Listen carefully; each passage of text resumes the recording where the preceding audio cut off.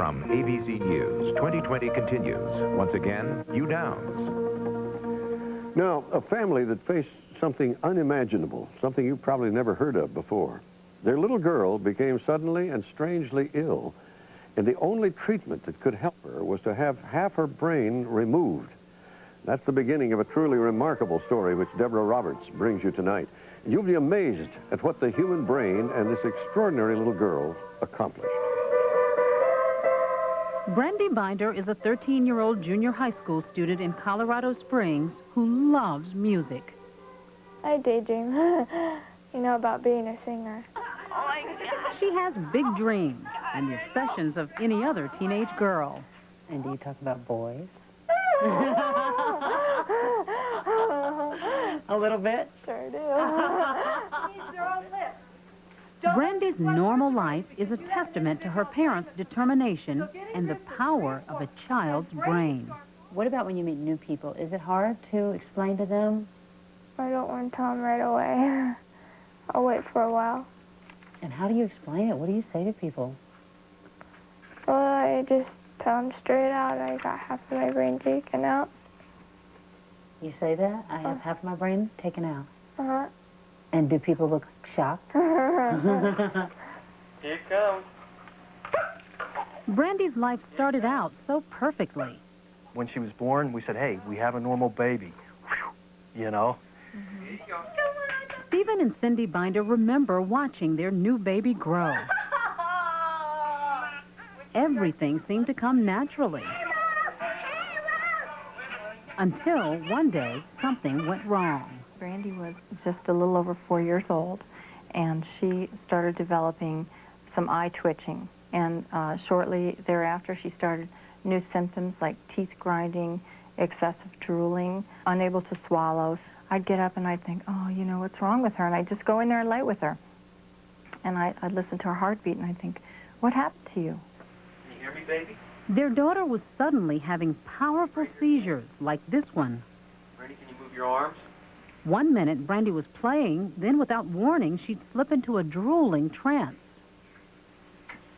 Her parents took her to dozens of doctors, but none could explain why this was happening.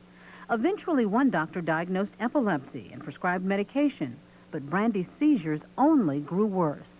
Every day I would open the phone book and I'd call a new doctor because nobody could help. Nobody, we'd go in and the doctor would scratch his head and say, I don't know what's wrong. Let's run some tests. And I'd say, well, geez, these tests are already done. And, so another doctor did these tests. And why is she growing worse every day? What's wrong with her? Brandy's seizures were so relentless that her parents began recording and logging them. On a good day, it was considered to be 150 to 200 seizures. That was a good day? That was a good day. We averaged anywhere from 10 to 15 seizures an hour, and it went on day and night. This seizure lasted nearly 4 minutes.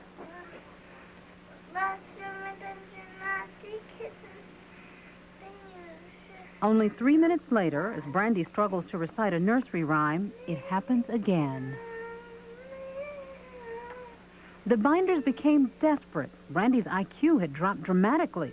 She'd lost 20 pounds, and she was taking up to 40 anti-seizure pills a day. There's two fears. One, that the seizures were damaging her brain. And two, the drugs were damaging her. So it was a fight for time. We needed to find something fast. And as time went on, the doctors became more confused. They weren't sure what this was. Finally, at the University of California in Los Angeles, doctors pinpointed the trouble. We concluded that this right hemisphere was the source of her problems, and this is what it looked like. Dr. Donald Shields discovered that the seizures were firing mostly from one side of Brandy's brain and were caused by a rare disease called Rasmussen's encephalitis. And I said, well, that's great. That sounds like you could take a drug and get rid of that. So I asked the doctor, well, what's the ultimate cure for this disease? And that's when he said removal of half the brain. How do you even react to that kind of news? That the only way to give your daughter a life is to remove half her brain? Well, I didn't accept that. I said, can we try some drugs, or do we have to do this right away? New drugs did not help. The Binders were now forced to consider that horrifying option. the hemispherectomy, surgery to cut out most of Brandy's diseased right brain. The Binders were terrified. Would the surgery leave their daughter totally disabled? They knew at the least she'd come out paralyzed along her left side, since it's controlled by the right part of the brain. And would she be able to think and to learn? The right side of the brain is also linked to things like creativity and problem solving. Would Brandy lose those abilities too? We were up, pacing the hallways. Should we go through with it? This is such a dramatic operation for our little girl. Should we go through with it? Let me ask you something. Do you want a doctor to get rid of your seizures? A lot or a little? Why? Why, sugar? You know, we didn't have a choice. It was obvious that what Brandy needed was to get rid of the seizures. Surgeons agreed to try and preserve Brandy's motor skills by removing only a quarter of her brain.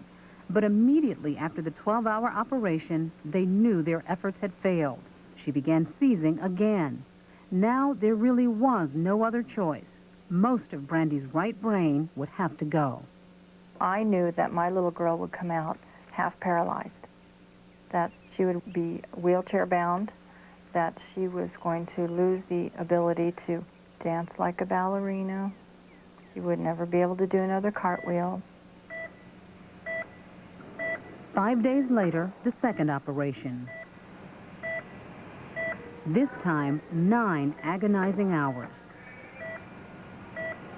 Cindy and Stephen waited and wondered. When Brandy woke up, how would she respond to us? Half of her brain, half of herself was taken out. Would she still recognize us?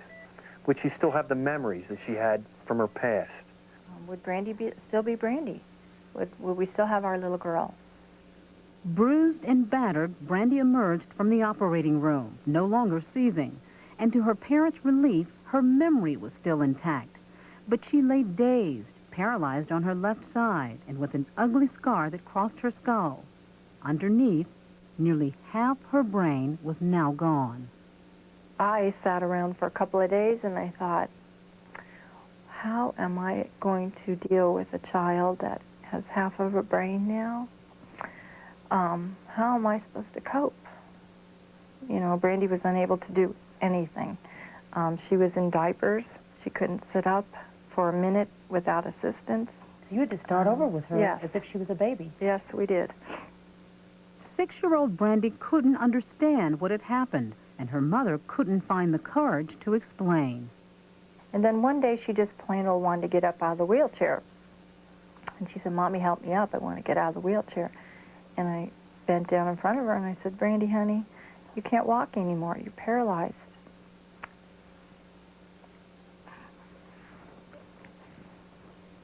And she started crying. Brandy's heartbreak fueled Cindy's determination.